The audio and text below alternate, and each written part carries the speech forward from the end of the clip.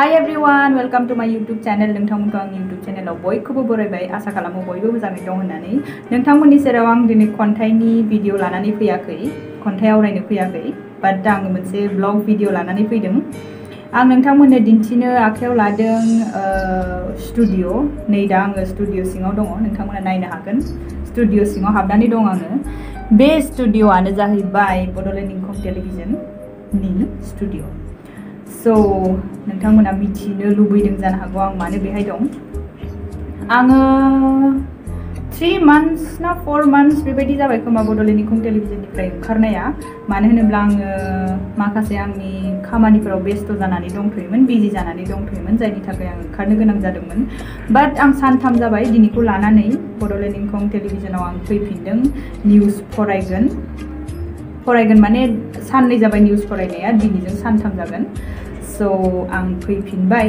News फरायनो थाखाय नोंथांमोना नायनो हागोन आंनि निउज फरायनाय आरो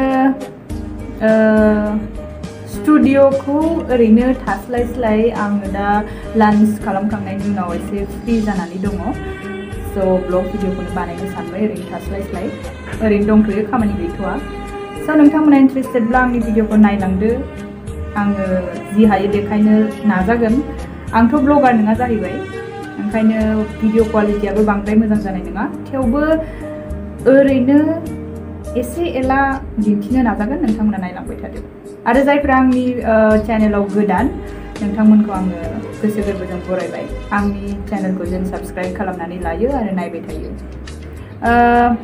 साननैसो उनाव आङो खन्थाइ आवरायनाय भिडिअ लाबोगासिनो नोंथांमोना नेनानै थाबानो जाबाय सानथाम सानब्रैनि गेजेराव आङो खन्थाइ आवरायगोन खन्थाइ दैथायहरनानै दोननाय दङ जायखौ आं आवरायनो हाथ'वाखै आङो दासान्दि एसे बिजि जानानै दङ So, नेनानै थाथ'दो आरो दा भिडिअखौ नायलांदो बाहेरनि भिउखौबो एसे नायदो बे स्टुडिअ सिंनिफ्राय ओरै एसे इदि नुहुरो आरो So, आं दिन्थिहैनोसै दा स्टुडिअखौ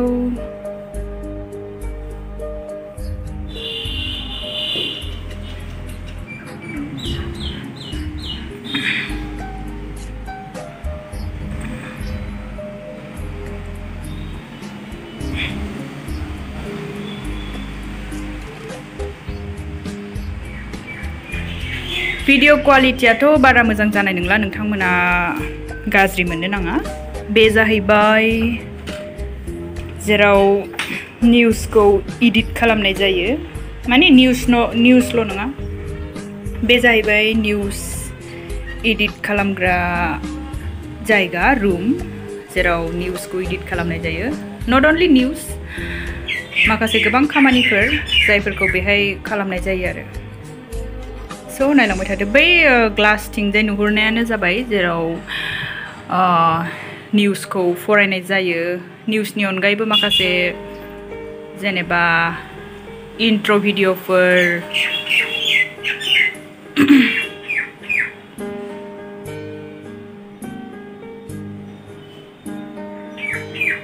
नायलांदो फारि फारि जों बै स्टुडिअ सिङाव आंनि लोगो जोंसारा जाय माने टेकनिकेल खामानिफोरखौ मावो बियो माने आसाम एसेम्ब्लिनि लाइभखौ हगारगासिनो आरो स्टुडिअ सिङाव थांनोसै एबार नायलांबाय थादो सरि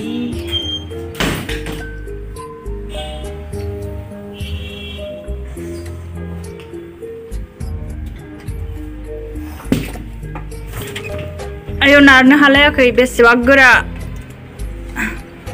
एसियाव फैनानैसो नै हाय होनदो मा खालामगासिनो नों बिराद बिजि बिथाङा आसाम एसेम्ब्लिनि लाइभखौ बिथाङानो हगारगासिनो नागारगासिनो टेकनिकेल डिपार्टमेन्टआव बियो खामानिफोरखौ मावो बिराद बिजि दासो होदों लाइभ सोलिगासिनो दङ बड'लेण्ड टेलिभिजनखौ लाइभ केबोल लाइभखौ केबलाव नुनाय जागोन आरो गुवाहाटि जनाव आन्था 980 बेयाव नुनाय जागोन गुवाहाटि जनाव। बेयाव नुला बे गुवाहाटि जन जाय जायगाया गोलैयो बेफोराव नुसिगोन आरो ना। बिराद बेस्थ' नै फन फैदों। बिराद बेस्थ'। आं डिस्टार्ब होबाय नामा नोंखौलाय? डिस्टार्ब जायाखै जानाया।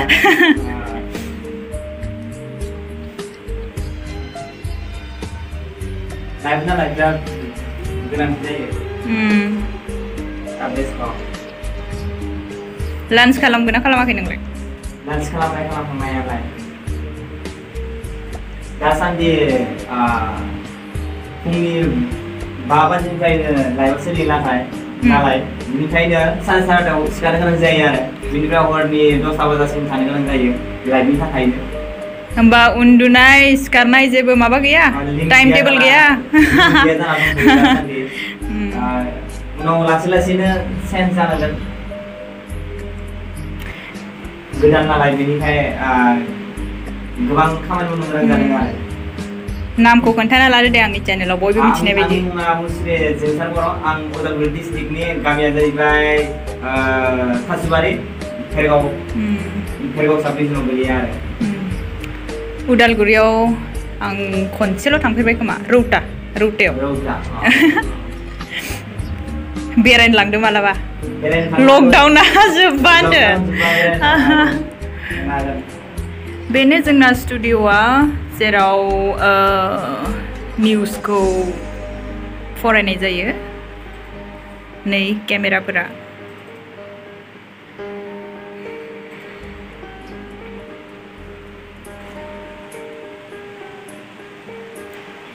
एसे फ्रिमोन ओंखायनो सानबाय ब्लग भिडिअ लाबोनो होननानै। माने खामानिखौ मावखांनानै ओमफ्राय आफ्टार लान्च ओरैनो जिरायथ'दोंमोन ओंखायनो भिडिअ बानायबाय आरो। दा दसे उनाव निउस फरायनांगोन। निउस फरायनाया अलमस्ट 3:30सोआव जायो।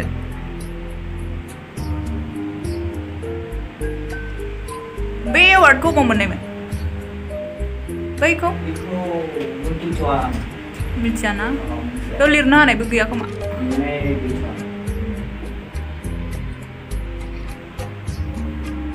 सुटखौ दिनै सोर लागोन? गुमैया।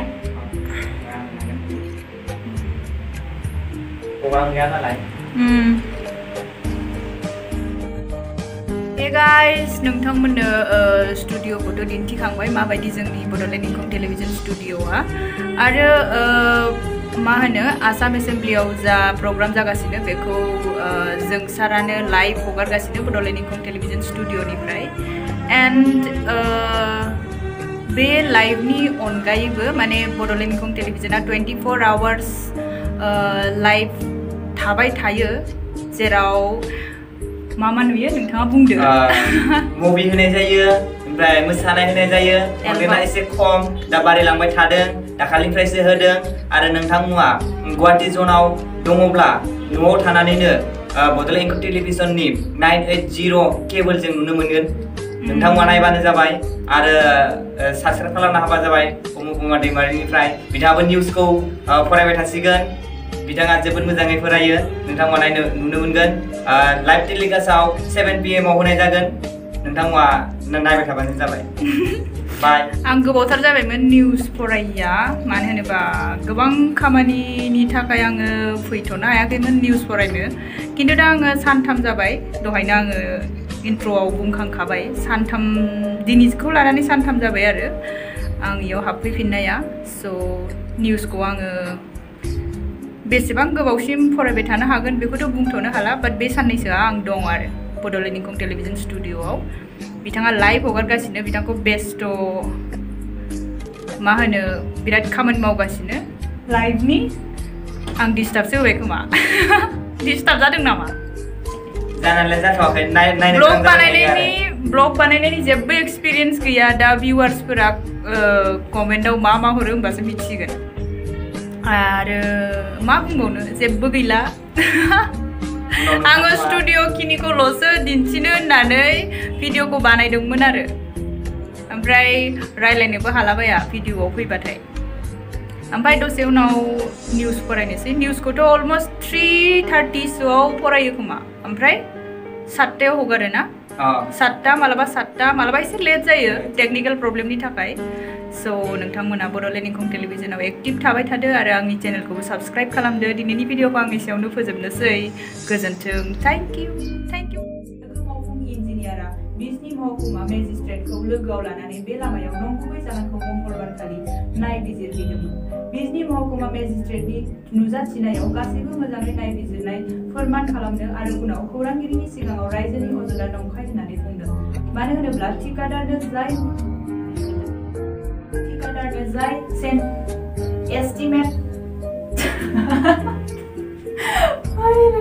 जाला दिनै निउसआ